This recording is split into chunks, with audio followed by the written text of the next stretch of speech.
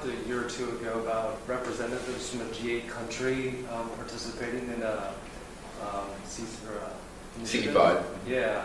Has there been any development with that? Yeah, so he's asking about one of the G8 countries who very supportive of the CE5 initiative. And since it's been a couple of years, I'll talk about it very directly. The country is France. And so there was a president a couple of years ago named Nicolas Sarkozy. And Sarkozy's people, his intelligence and Air Force people who briefed him on all this stuff, were very, very interested in what we were doing.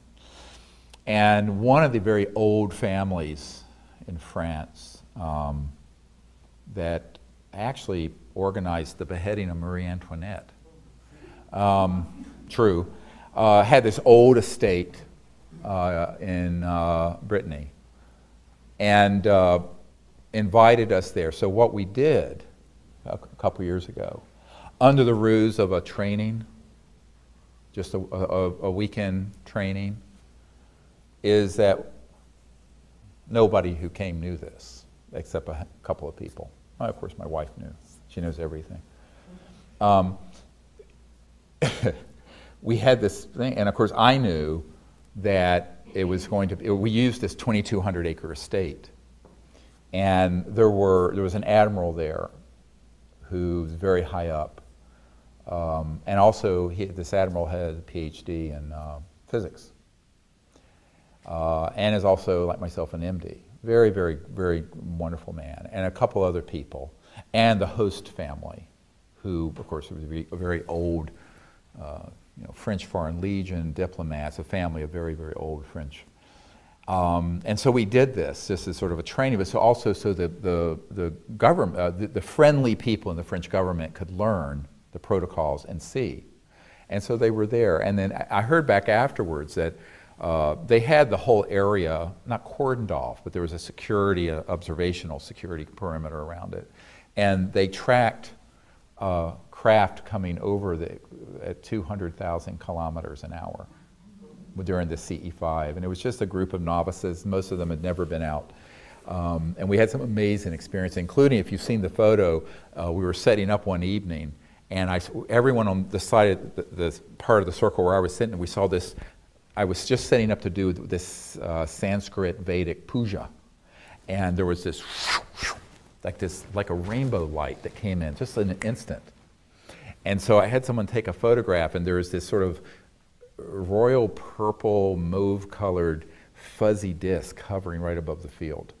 It's in this photograph, stunningly gorgeous. Not quite in this dimension, but not out of it either. But everyone looking in that direction saw this thing flash in. And then we were sitting there one night, and this object came over, and then we had all the cars. There were like 30 cars in this field, because we had like 60 people at this thing.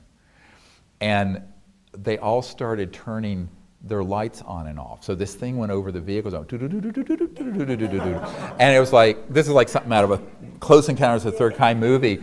And of course, the admiral's going, holy shit, and and we're in deep meditation, and all of a sudden we hear this, right next to beyond where the cars were, it was almost like a metallic thing brushing up again, and there was a craft that was quasi-materialized in the corner of the field. And later I went out, and there were these little beings. There were about 5 of them.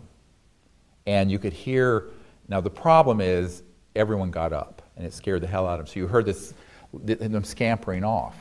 And so they scampered off and then dematerialized in thin air.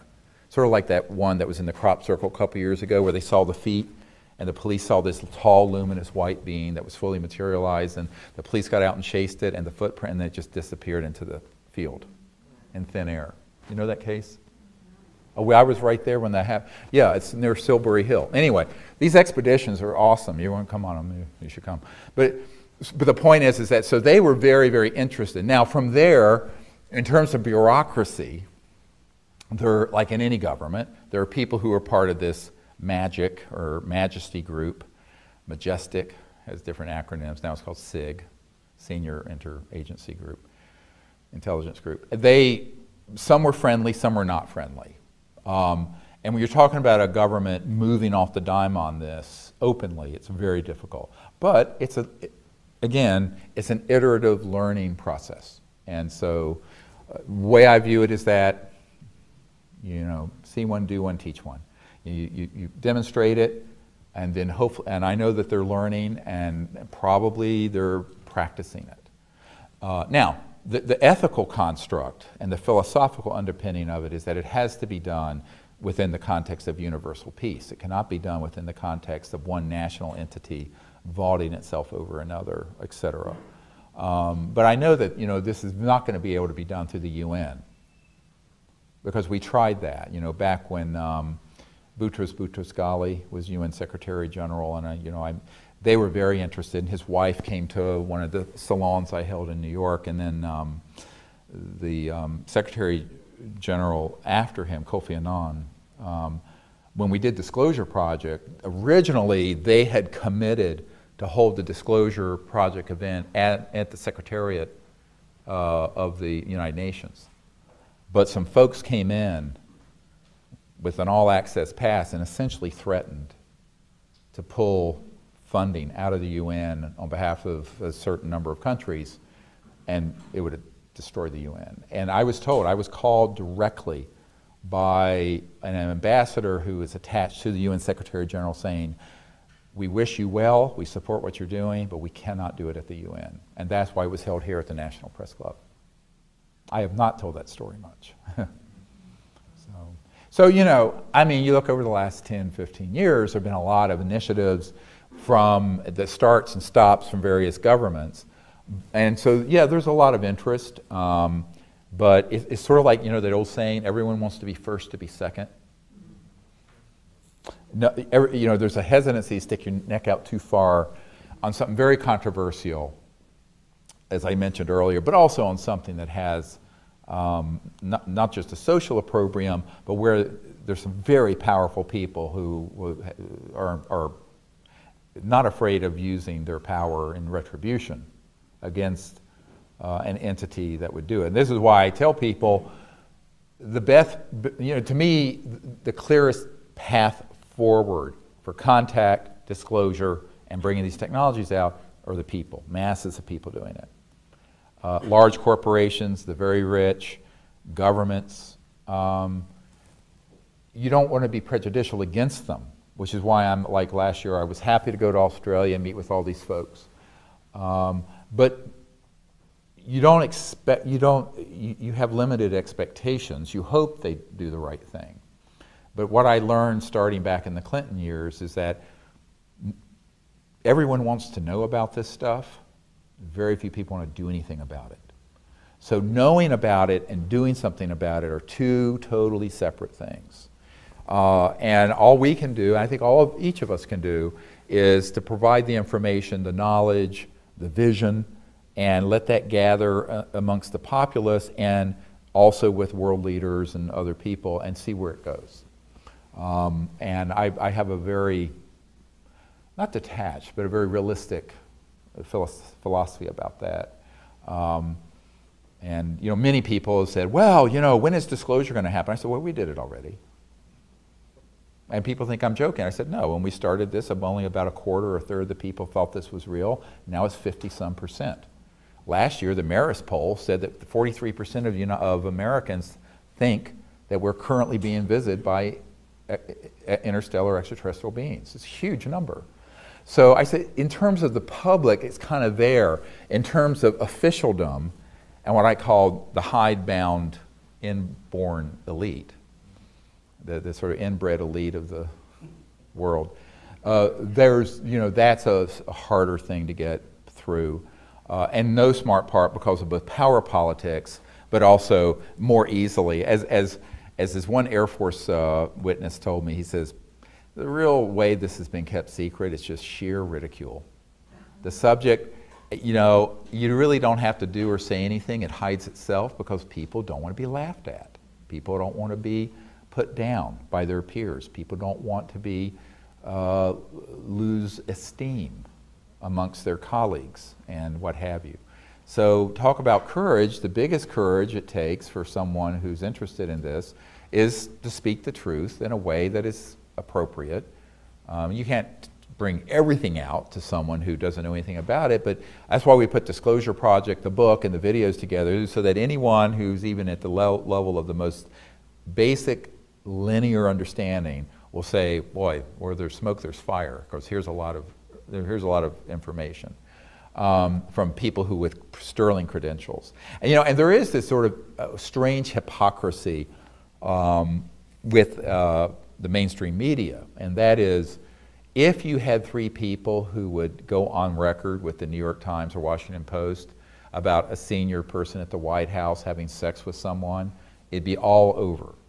I have 110 people on videotape and testimony with corroborating documents, with their DD-214s, which is their discharge papers from the military, with signed statements, witness oaths that they would testify under oath before Congress with the penalties of perjury, federal penalties of perjury, and it gets ignored by all the mainstream media. You talk about a double standard. So this is, of course, what we're up against, because the big mainstream media, again, not so much, now some of them are tied into, quote, the cabal, if you want to call it that keeps it secret, but most of them, it's like this, I have a family member who will remain nameless, who used to be the city editor of the Boston Globe. And when she found out I was getting involved with this stuff, she says, I don't care if you put a dead extraterrestrial body on my desk. We're not going to run this story. We're a blue chip paper. That belongs in the National Enquirer, and it would never appear in the Boston. I mean, it was just like that. This is a family member. So, and this was not, I assure you, it's not someone on the payroll of the CIA, like Donald Menzel was, or Professor Condon. So I think that we have to understand that it is a real educational process. And putting together the Disclosure Project information with top secret documents and military witnesses and generals and ministers of defense and people who have credentials and respectability, as it were, as pilots or people who are at Strategic Air Command, that's very important. And that body of information is sitting there for anyone to take virtually for free. I mean, we have 60-some of these people's testimony up on the site on YouTube now for free. You know, so that is important that all of us should share that with folks. When you get to governments in these G8, you know, it's very interesting. Before I went over there, I regret that this wasn't actually in the film Sirius. It got, the director took it out and I don't know why. But I have this beautiful letter, it's in French, from this admiral and the team who wrote about their commitment to make a long-term commitment for this journey with these visitors from other star systems. And amazing. And it's actually from the Ministry of Defense of France on their letterhead, signed. It is the most important government document in the history of the UFO subject, and there it sits in my vault. So, you know, what I say to folks is that over the last, that was just a few years ago, that process continues, but it's usually very quiet. Why does SETI continue to be funded, or you're clearly demonstrating like you can do all this with the protocol? Like, right. I mean, it's out there for people to just go and get the app and do it. Well, yeah, it doesn't matter what kind of evidence you put together or even signals we get or images. The subject, again, gets debunked. But the other thing about the SETI project, like Seth Shostak and these people, they are carrying water for someone. Because you're either a blithering, you're either stupid or you're corrupt. There's two things to choose from here.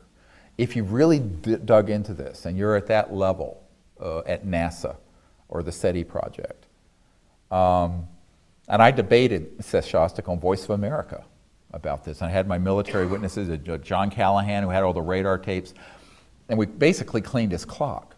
But at a certain point I said, you cannot look at all this dispositive evidence and proof and information and just dismiss it while you sit there and spend hundreds of millions of dollars saying you're listening from a signal from outer space, which, by the way, they've already received and been covered up. Now, I'm going to say something here because this is enough years after it happened. A few years ago, there was a show called Coast to Coast with Art Bell. And it was on the cover of Time magazine, and I was one of his favorite guests. And when I'd be on that show, it really lit things up at certain agencies. And one time I was on his show, and a few years back, towards the end of his career there, and this issue came up, and I said, well, you know, I have a source high up in SETI that confirms to me that they in fact have received interplanetary signals, but in a kind of phased, not normal array. It was kind of a pulsed array, and that it was kept secret and covered up. And the SETI people were furious. Subsequently, Seth Shostak got on the show and just said, well, Dr. Greer knew what he was talking about, and he probably talked to some volunteer computer operator, because we have all this network of volunteers. What Art Bell didn't know, and which Seth Shostak didn't know, and which I'm going to say now because it's enough water gone under the bridge, is that the guy who told me that was the founder of the SETI project and the Drake equation, Dr. Drake. He told me that they had that contact. Moreover, a man who had been one of Carl Sagan's best friends, the best man at his wedding, confirmed it. And he had been present when the WOW signal came in at Harvard. So, you know, it's very frustrating for me because, you know, these are people who, one of them was an astronomer who was actually at the Georgetown Westin Hotel in 1997 when we were doing briefings for Congress. But his presence there resulted in him being in contact, because he used to be the editor of Sky and Telescope magazine and Astronomy magazine, and had worked with Carl Sagan, all these people. And he said, he contacted my wife and me after that, and he says, you know, I've been told that if I don't back off of this, I will never have a working position again. And I got kids in college. So he, wonderful man, wished us all the best and left. So that's how it works. And, you know, I mean, I gave up my medical career. I mean, people say, oh my God, you know, I say I gave up $500 and some thousand a year to be doing this for nada. But most people who are in a situation like that, who's an academic and what have you, unless they're independently wealthy, they really can't turn to the people who are hiring them as an editor or a professor and say, bug off. And so this brilliant scientist who had all this information, who started to come out, he never went public, but at the meeting with the members of Congress and these other initial witnesses we had in '97, when I was still trying to get the White House and Congress to do disclosure so I wouldn't have to do it in 2001, right before 9/11, he was at that meeting. But even being kind of out on this subject that much caused him to be contacted and be told, don't, stop it, or your career is over. He says, and it was made very clear to him, you will never work again. No one will hire you. So, you know, there are a lot of people like that. And so there is this, it's not so much some sort of Illuminati, it's this oppressive condemnation of the subject, along with abuse of power, you know. I mean, it's quite illegal for the CIA to be infiltrating an alleged independent Air Force investigation at the University of Colorado and put someone on their payroll to prejudice the jury and kill the report on this subject in 1969, whenever that happened, when the CIA is barred from having any domestic activities. I mean, this is illegal. Go read the law. And it's also, however, why I've told people this is why everything we're doing is legal. Very different from, say, Edward Snowden, who was disclosing information that the President knew about and certain members of the Senate Select Committee on Intelligence knew about and the House Intelligence Committee knew about. The stuff I'm disclosing are things that the president is being lied to, the head of Intelligence Joint Staff who I briefed, Admiral Wilson, was lied to, the head of the Defense Intelligence Agency was lied to, a sitting CIA director was lied to, chairman of key committees that I met with, senators and House, were lied to. I can prove that in a court of law. A priori, those projects are illegal, and I have declared them rogue and illegal, and therefore they cannot touch us. And that's the difference. I want to make this a very clear point. There's a big difference between disclosing something that's being kept secret, even if it's wrong. I'm not saying that what Snowden disclosed was right or wrong. He probably did a service in the long run. But that was being overseen by the appropriate governmental elected and appointed officials. And something like this that has no constitutional oversight and is a complete criminal operation and rogue. That, and this is why, Danny Sheehan, who worked with me right before Disclosure Project, he and I discussed this, and he's a constitutional attorney who did the Silkwood case and the Pentagon Papers, representing the New York Times, and he said, look, given the people you've met with and the fact that they've been denied access, who are at the top of the heap, not only in the United States, but people like that I've met with in Great Britain, France, other places where they're completely being left out, that is prima facie evidence of an illegal operation. And therefore, if it's an illegal operation, they can't cite the rule of law to protect themselves. Which is why our position was, in the late 90s, early 2000s, anyone with documents, information, whatever about this, you can come forward without any penalty of violating your national security oath. Now, saying it and having people do it because they're afraid. People have been threatened with death, but we did get enough people to come forward because we had a critical mass. I didn't come forward with one or two, I came forward with dozens all at once. So that was the power of unity and the power of doing it. We really need to have another wave of that happen from people who are currently in government, and not just retired people.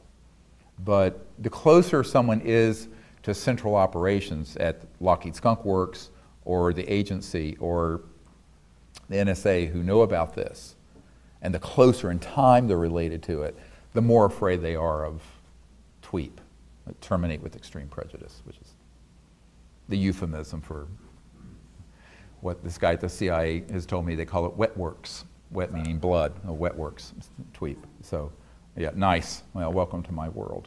I live and breathe. And that's why a lot of these people are very afraid if they're really currently in current operations. It's not that they don't understand the legal principle I just articulated. In other countries, it's a minor version of the same thing. So say in France, you have friendly people, just like there are here, very interested in actually trying to do something, but then there'll be others who are in a compartmented operation tied into this international group that maintains secrecy, and at a certain point they will be threatened. And that's what happened. We actually had, I was contacted by these people in France and said, an official in the United States contacted the ambassador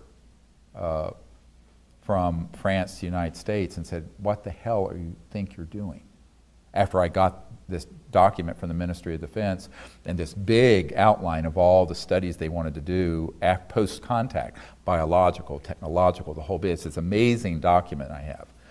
And it's just like, curl your hair. What little hair I have left would be curled. But when I read it, I went, wow, I can't believe I got this from the sitting government. But they got contacted, and basically they came to some kind of a truce where they said, well, you can do this with Dr. Greer so long as you stay on French soil. Do not try to do it anywhere else. They said, fine, fine, fine. So that's why we did it there.